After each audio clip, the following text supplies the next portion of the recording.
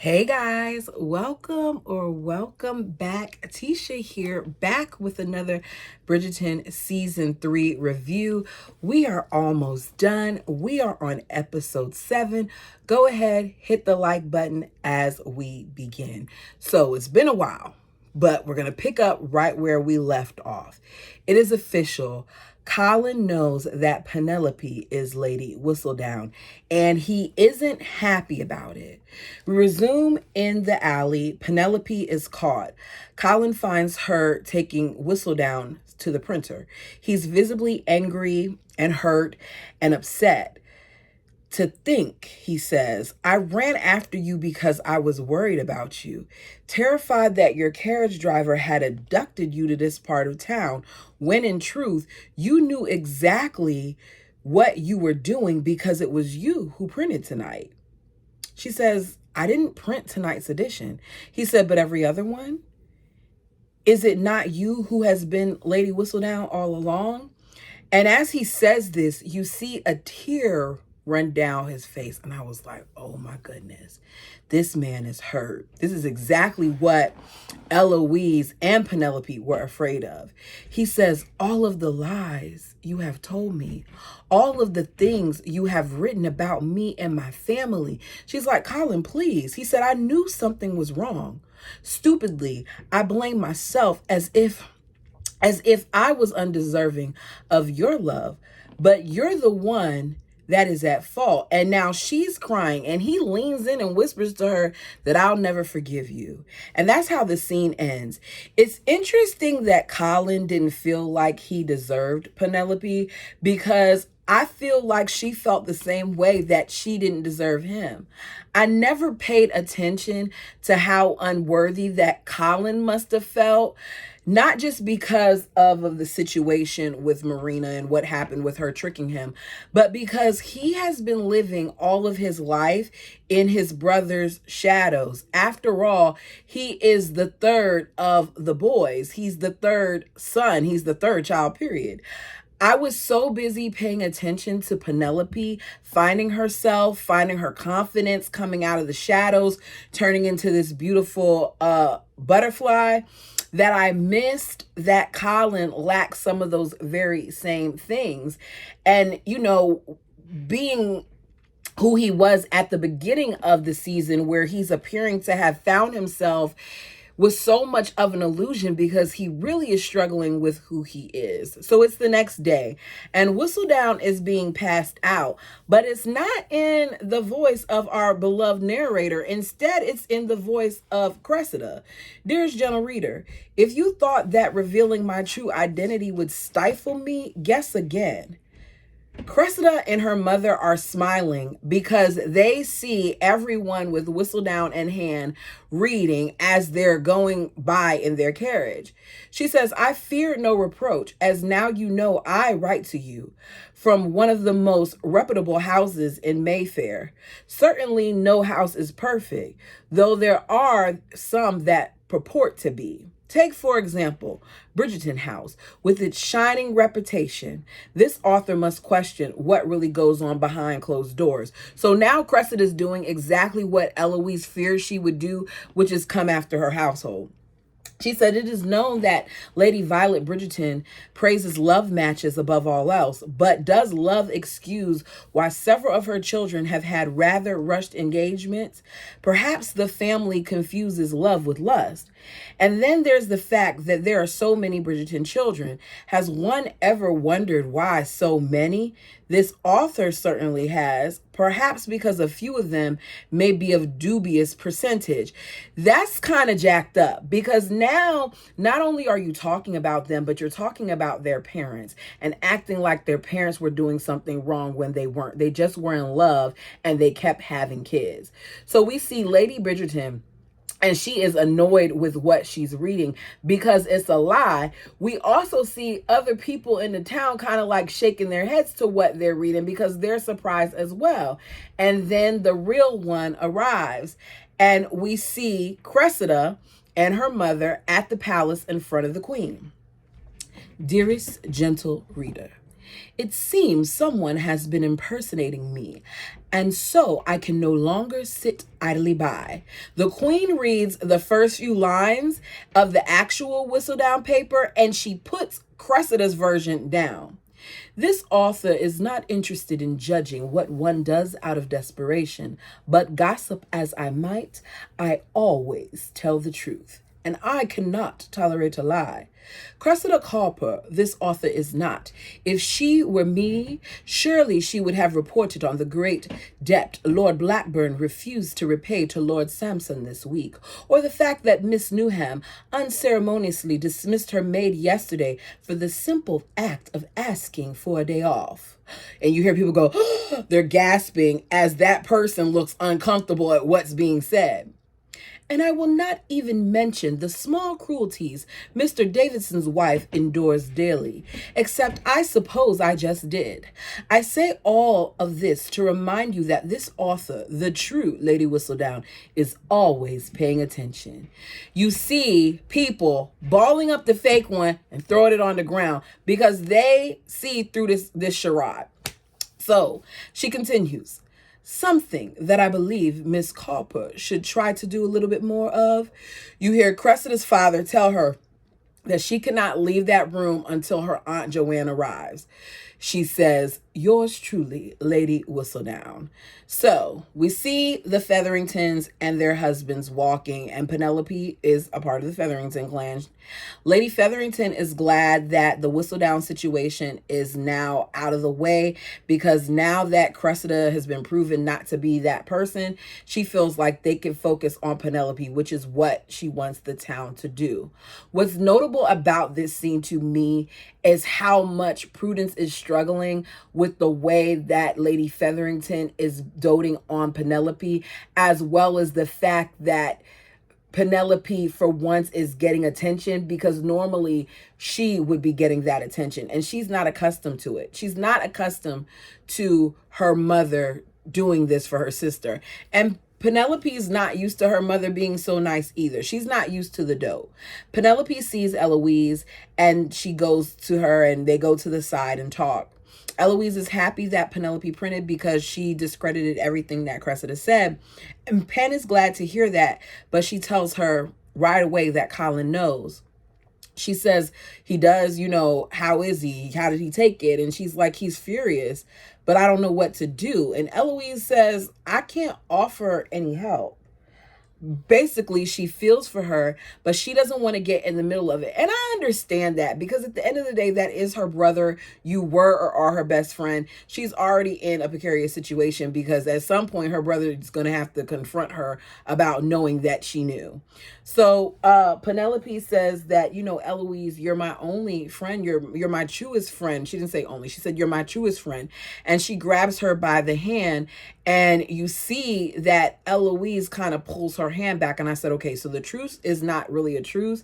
She hasn't truly forgiven her. We then are at, we see Lady Danbury come over. They talk about Whistledown and how they're glad that Cressida isn't the true one. Lady Bridgerton asks if she can see the queen, more than likely because she wants to tell her about Francesca. But Lady Danbury doesn't feel like now is a good time, especially because the queen is really bothered by this whole Whistledown situation, and she's trying to figure that out and focusing on that. And Lady Bridgerton is like, man, I dropped the ball. I should have went and talked to her last night like Francesca wanted me to. So Lady Bridgerton can tell that something is off about her friend, because this is her friend, and she points it out. She kind of calls Lady Danbury out on it, and Lady Danbury tells her, I'll see what I can do about the queen. Like, okay, you're noticing something's wrong with me. I don't want you to mention that. So I'm going to change the subject and try to work on things with the queen. And Lady Bridgerton is like, where am I at? Sorry. Lady Bridgerton tells her something that she needs to hear, which is that her friendship with her isn't contingent on how close she is with the queen or how much pull she has with the queen, that she cares about her for her. She even calls her by her name. She's like, Agatha, I'm here for you. It's something that she really needed to hear. We then flash to the Bridgerton household. Um, Colin immediately approaches Eloise as she's walking in, fussing, wanting to know how long she's known. And she said, I did not know about the situation until last year, which is a long time. That's a year ago. And I was too brokenhearted to speak of it. Eloise is in a bad situation because she wanted to tell her brother, but now we know that one of the reasons why she did it is because she didn't want to hurt him. She said, I have been trying to make her tell you. And then I thought, why break your heart as well? Her sheet has been fair this year, certainly sharp and biting, but she has not written anything withering about anyone, or if she has, they've deserved it. So he's like, okay, well, what about what she wrote about me at the beginning of the season? Which what she said did come off as kind of harsh, but it wasn't a lie. He was acting like an imposter, someone that he's not. And she goes, oh yeah, there was that. He wants to know if Eloise has forgiven her. And she said, I want to. And then she says, well, can you forgive her? And rather than saying whether he can or can't, his response is, you should consider yourself uncommonly lucky you have never been in love. I think that's kind of harsh, but I get what he's saying there. It's easier, he's saying, for Eloise to forgive than it is for him. The not so happy couple meets up with their mothers to discuss wedding events, and Colin doesn't even want to look at Penelope. He says his mom has noticed that they haven't been spending as much time together, and he didn't tell her anything because he didn't, want to arouse suspicions. He's not going to call off the wedding, however, because he's a man of honor and they were intimate. He's been intimate before, so I don't understand what's so different about him being intimate with Penelope, but apparently it carries more weight, maybe because he also promised marriage, so he's still going to go through with it. But that's not a way that I would want to be married. He then basically accuses her of entrapping him, like doing this whole thing on purpose because she wanted him, and she lets him know that's not why she did it. She did it because she loves him. She wants to know what their marriage will be like, and he wants to know if she's going to stop publishing. And her response to him is, I don't know. So he's like, okay, well, if you don't know, my response is, let's get through this wedding, and then we'll decide what the marriage will be. And I was like, wow, this is cold. And you see Lady Bridgerton and Lady Featherington both seeing that this isn't right. That, normally a couple would want to spend more time with each other, and that they're off because they're not standing beside each other while they're looking at this room. There's a lot of distance between them.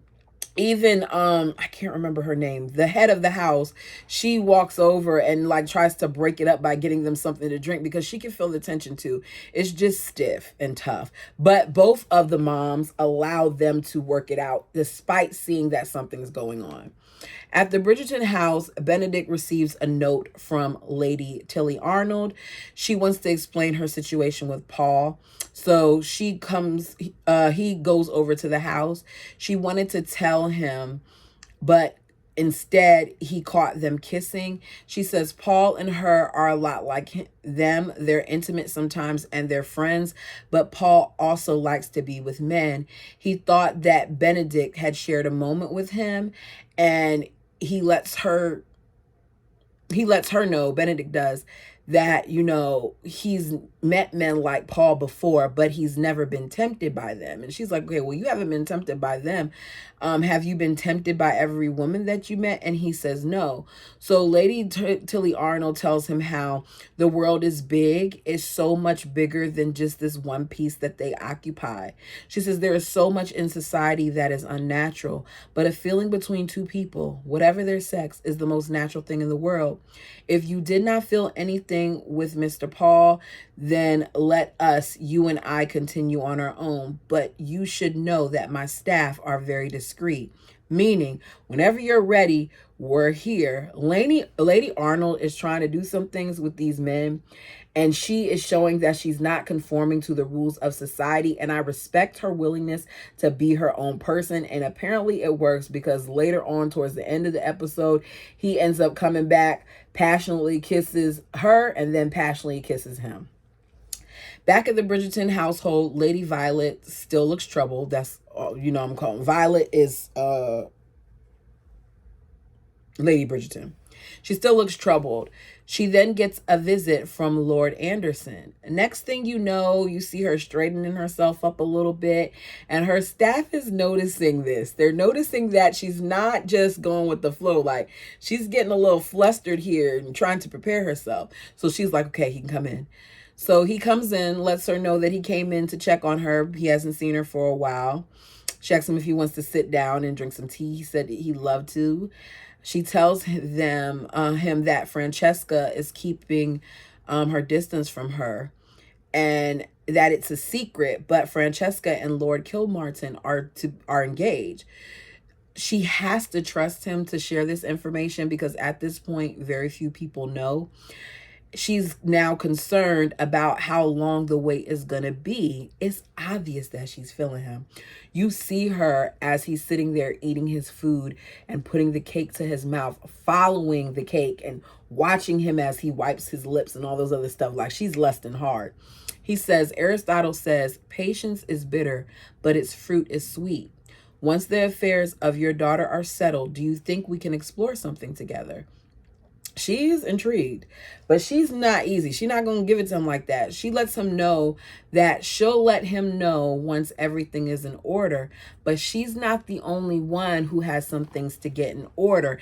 And by that, she's talking about his sister because she sees that the interaction with them isn't so loving. And we know that's one thing that Violet, Lady Bridgerton, is not going to go for. So we're back at Cressida's house.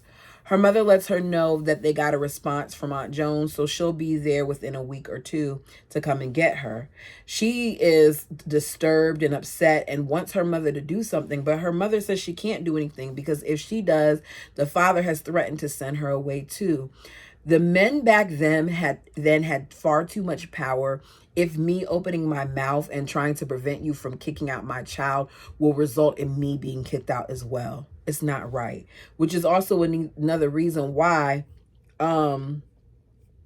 Penelope did what she did. She had to.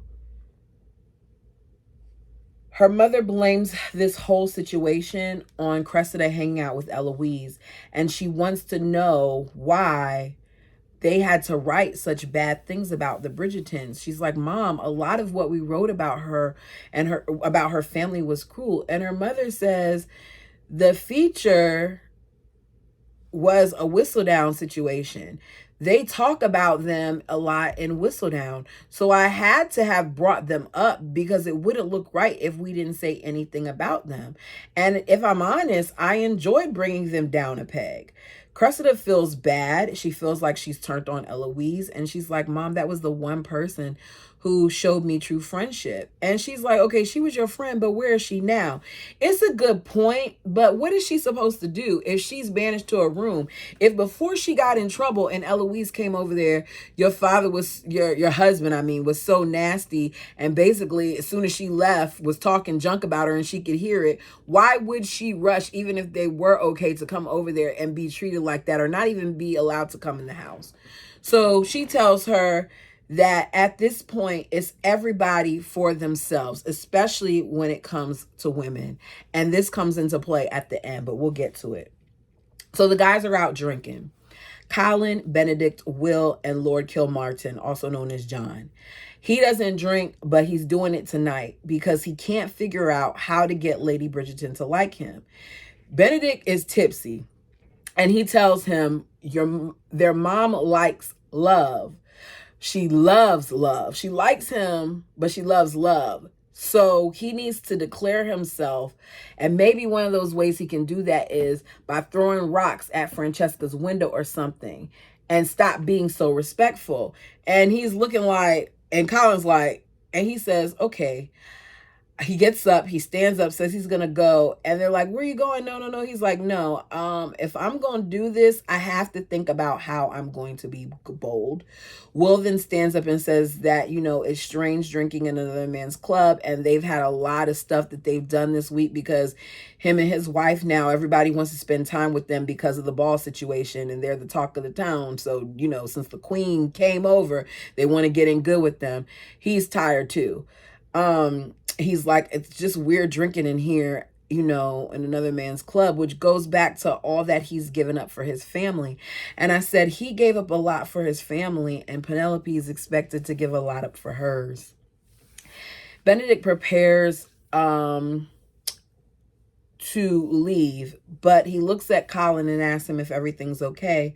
And rather than answering the question, Colin says, "Is everything okay with you?" And they both just kind of look at each other and go about their business, with Colin staying there alone. So he's there for the night of his wedding, and then Penelope is where she is for the night of hers. It's the night before the wedding. Things are not good with the bride and the groom to be. I absolutely hate that neither one of them are enjoying this time because of what has gone on.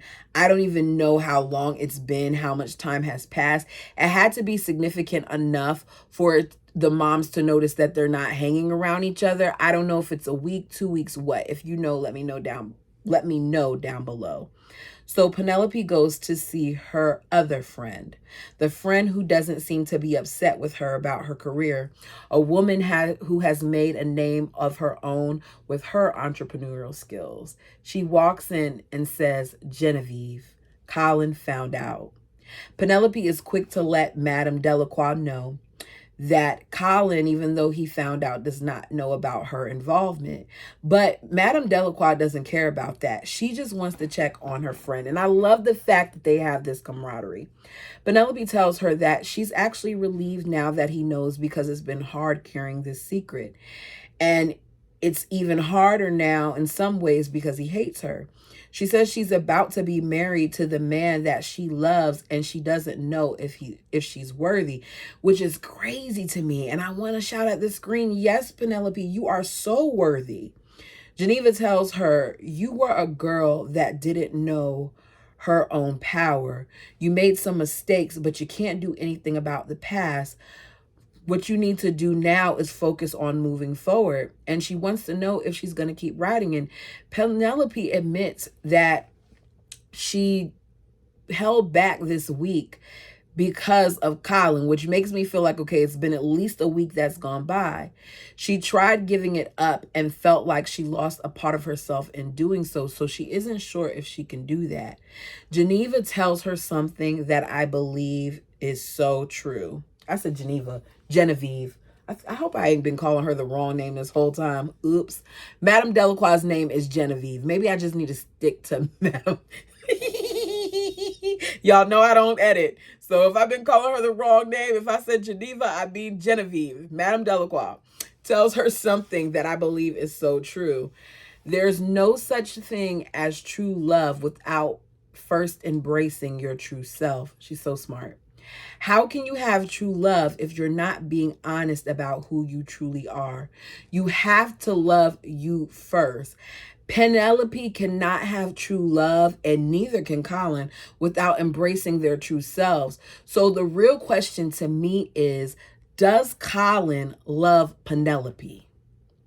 And all that comes with Penelope. If you expect your partner to change and give up everything that makes them who they are, can you say that the person really loves you? Or are you expecting for them to forever live out this fake version of themselves that society has taught them to present, when really they should be their truest self when they're with you? I feel like if you can't love them for them, then that's not love. Penelope leaves to head home when she just happens to run into Colin. They both have been drinking. They're both sad. They're both confused. He feels like he's caught her in the middle of some of her whistle down activities, and she's wondering what she's caught him in the middle of, because she's like, "You're over here talking about me being out at night by myself. What about you?" This scene with the two of them has so much vulnerability and honesty that for the first time in a long time, they're putting it out all on the table despite what may come of it. He says, "What were you thinking when you wrote about Eloise?" She said, "I was trying to protect her. I realize now how misguided I was." And when you wrote about Miss Thompson, exposing her as you did, ruining her, I was a little irritated about him bringing her up. Because, Colin, why are you still on this thing? The girl was pregnant and trying to trick you. Be happy that she exposed her. She said, I thought I was protecting you. He said, then you should have told me to my face. She says, I know. He says, or do you not respect me enough? It's clear you do not. After what you've written about me this year, that I hardly know myself, what were you thinking then? She says, I was thinking that I simply wanted the Colin I know back, not this stoic man you returned as, acting as if you care for no one and need nothing. The music then starts playing, and I said, oh, here we go. Here we go. It's you, kind and feeling, occasionally excitable, good-hearted man who I love.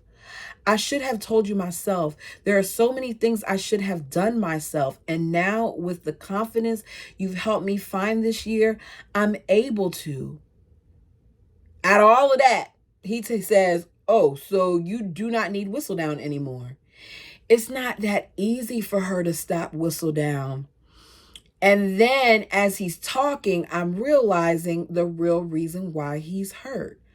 Colin is upset about this secret, about her being Whistledown, yes. And that the things that she said about her, her friends and her family were kind of harsh. And that the things that she said about his family was harsh. And the things that she said about, just other people were harsh. But more than anything, he's humiliated. He's embarrassed because he's been talking about the various writing and things that he wants to do when this entire time she's been a success. Something about the way he said some of this made me feel like he was a little bit envious of her, but I could be wrong. We'll see how it plays out. But I feel like he's jealous of her accomplishments, but we'll see. He believed her when she told him that his writing was good. She tells him that she meant everything that she said when she complimented his writing, which goes back to him not being sure of himself. He's mad that she's putting herself in danger, and she says, I can take care of myself. He says, then what good am I to you? If he is not doing something for her, if she is not acting like some damsel in distress, he does not know what to do. That speaks more about him than her. Next thing you know, apparently that brings about passion and they're making out. Penelope says, Colin, I love you, to snap him out of all the stuff that he's feeling. And she's against the door and they're kissing. And I'm like, oh, Lord, don't do this outside. Don't have relations outside.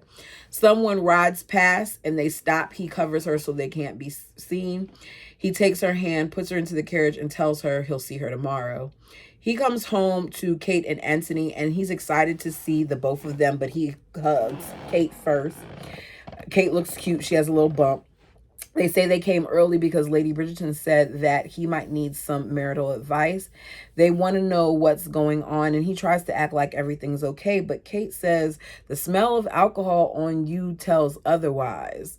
He doesn't want to be a burden to the perfect couple. And they say, despite which you think it took a lot for them to get there. I wish we could have seen some of this. I feel like we were cheated a little bit about with Anthony and Kate, but that's a whole nother story. She's like, you and Penelope have been close for years. He says, yes, but I'm not sure if I truly know her. Kate says, every one of us has secrets or may have made mistakes once or twice in our lives. There's a reason that Penelope has been so dear to you for so long. Whatever it is that you've found out, as long as it doesn't negate your love, you can't allow that one mistake to define like an entire relationship. She says, marriage takes hard work, but it's the work that's worth it. And as they're going back and forth, because Kate's saying certain things and Anthony's like, it's not hard. We're happy. We're not upset. Like, he's like, what are you talking about? And she's like, look, it's late at night. I'm trying to help your brother out here. Be quiet. She doesn't say it, but she's looking at him like, just follow me here.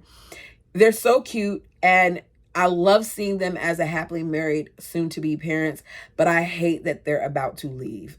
at some point in the episode, Kate talks about Edwina and the letter that she got and all the things that Edwina is doing with her husband in India and how much she wishes she could ride out there. It's so beautiful. And they decide that they're going to head to India before the baby is born because Kate misses home and Anthony wants his baby to know about all sides of them, not just about the Bridgertons, but about the Sharma side as well. She matters to him. Her feelings and desires matter. And you don't see that in a lot of these dynamics with their history. You see where the men are all that matter. So it's nice to see this. He says, it is important for me to know what India's like so we can share it with our child together. She's excited and she says that she didn't know she could love him even more than she already did. Okay. We head to Lady Danbury's house. One of her footmen had let Lord Anderson in. And she's like, oh, you know, I'm getting ready to get rid of somebody for letting you in. And he's like, look, I was 10 years old when you tried to escape. I was a little disappointed in the fact that he was 10 when this happened because I thought that this was like something where he was significantly older or something like that. But I'm assuming based on the fact that her husband was much older and she said in the Queen's Charlotte story that, you know, she was given to him or promised to a man at a young age, that she was given away probably when she was like 14 or 15, because by the time we met her in Queen Charlotte's story, she already had her kids and they were away from the home. So she's done her part. He says that he didn't know any better at 10. He thought he was protecting her from the world out there. He thought if she stayed a little longer that he would be given time to prove himself. And she's like, oh, to father. And he says, no, to you. He says, you were resolute, you had dreams, you had something in you all along, a kind of courage that I dreamed of having. He wished so many times that he had stood up to his father for the both of them. And she wants to know why he never told her this before. And he says, because not only was I in awe of you, but I was afraid of you. That's something to realize when you have more talks like this, especially with your siblings. I know I had this sibling talk before because I used to feel like one of my siblings was embarrassed of me. But I later found out that that sibling felt like they were living in my shadow because I was always like, when family would come around, oh, Tish do this, Tisha do that, Tish show them this, Tish show them that. I was the one that was like the entertainment. And I explained to that sibling that, you know, it wasn't my goal to overshadow them or anything. And we had, you know, deep talks about it. But these are the things that you have to do because people just walk around assuming things without even really knowing what's going on. But let me get back to the story because, of course, I went off on a tangent. Lady Danbury says, perhaps I have subconsciously taken notes from our father. He says, you are nothing like him except for the cane. Yours is more stylish, though. And she says, do not come for my cane. I suppose you got the good joints in the family. So they're able to forgive each other and kind of laugh, you know, the situation off a little bit. She admits to being hard on him. And she says that she feared that he would take her joy away because she's finally full of joy. And I'm sitting here watching this and I'm like, wow, she had a husband and children. And this is the most joyful she's felt in her experience by being free and able to do what it is she wanted to do. He says, you have it all wrong. I want to be a part of whatever joy you find. And they then head off to the wedding. So it's time for the wedding. I thought it was going to be awful because of what we've gotten in the past. We didn't get to see Anthony's wedding. Kate, we didn't see them get married. And Daphne's wedding was dreadful because her and Simon hadn't been true to each other about how they felt. So I was like, okay, what is this going to be like? Because even though they had that passionate moment, he's still bothered by it based on the conversation he was having with Kate and Anthony. So Penelope looks scared as she walks down the aisle in her blush pink. Well, blush is pink. In her blush wedding dress. It's beautiful, y'all. She looks beautiful. The venue looks beautiful. The church was gorgeous.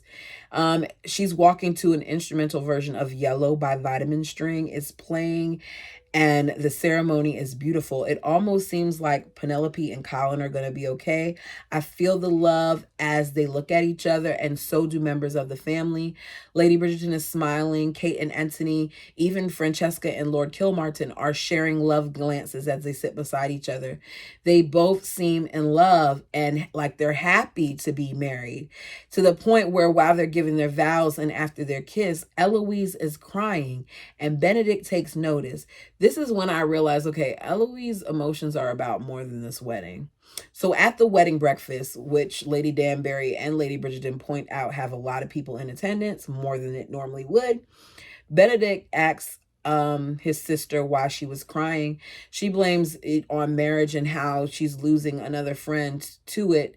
And then she says, or it could have been the dust. And Benedict says, which one of our siblings do you love the most? And she's like, Gregory.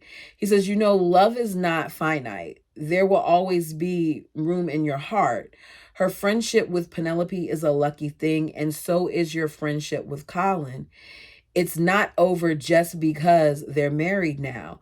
This is an adjustment because she probably does feel like she's losing not one, but two people, especially because she spent a whole year not talking to her best friend. Now they're kind of speaking here and there, and now her brother is going to be with her best friend. So as the wedding breakfast continues, we see Penelope and Colin at opposite ends of the room taking turns exchanging glances at each other. Things are going well. Prudence actually compliments Penelope. The Featheringtons, I notice, have toned down their yellow a great deal to the point where they're wearing more green, which is a combination of the yellow and the blue, like that teal look, more than they're wearing the yellow. Lady Featherington has done a good job. Penelope has had enough of them not being together. She heads over to Colin and she tells him she's tired of being up against the wall. She would like to dance with, him in the light of day. And he's like, it's not nighttime. You normally would do this at night. And she's like, I want to do it now. I want to be like how we were when we were at church. I was sitting on the edge of my seat at this point because we all know what happens when these people dance. They dance and it's beautiful. We see that the love is returning and you can see that the room sees it as well. At some points, different people, Francesca and Lord Kilmartin are dancing and other couples are dancing. Lady Bridgerton and Lord Anderson are talking to each other. They look very comfortable. They let it be known that they're each handling their situations, while Anthony looks on and he is about to be his old self because he feels like Lord Anderson is a little bit too close and comfortable with his mother. But Kate reminds him not to take their family being happy and together for granted, which is true. Like, let your mom be happy. So everyone is there. And then that daggone queen ruins it all. Before the wedding, we see various people coming up to her, telling her who they think or what they think will help lead her to Whistledown. She's trying to figure out more information. And after comparing both sheets that she was given, she notices that there's something common. That Lady Whistledown rushed to print the moment that she realized that Cressida was probably bad-mouthing the Bridgertons or going to badmouth them, so that the writer must then be a Bridgerton. It's okay that she thinks this because we know that the Bridgertons are not Whistledown. But what makes this bad is the way that the queen responds to this by storming into their wedding breakfast. She makes everyone who is not a Bridgerton leave, just as the couples are having a good time. She says, everybody who's not a Bridgerton, get out. When Penelope goes to leave, Colin holds her back and says, you're a Bridgerton now. I love that he loves that woman. I love that he corrected her on that. And this scene showed a lot of emotions because you can feel the tension and the fear from some, as well as the actual surprise of others. Oh, let me also note that Lady Danbury did not leave, even though she's clearly not a Bridgerton. So the queen says, one of you have been keeping a secret and you need to tell me who you are. Just as Penelope is about to, think about stepping forward, Francesca thinks she's talking about her and she steps forward saying that she's the one who's been keeping the secret. She's engaged to Lord Kilmartin. And the queen is like, look, that's not a secret. You've made it obvious. I'm not talking about you. Anthony says, I promise you, nothing like this will be going on under my nose. It's odd for him to say because Anthony really hasn't been there. He's gone more than he's at home. The queen lets him know that she's going to let it go for now, but she's going to come to the truth. Penelope and Colin leave the room. Colin fears that she's clearly under the radar and that she should give up the column for good, but Penelope isn't having it.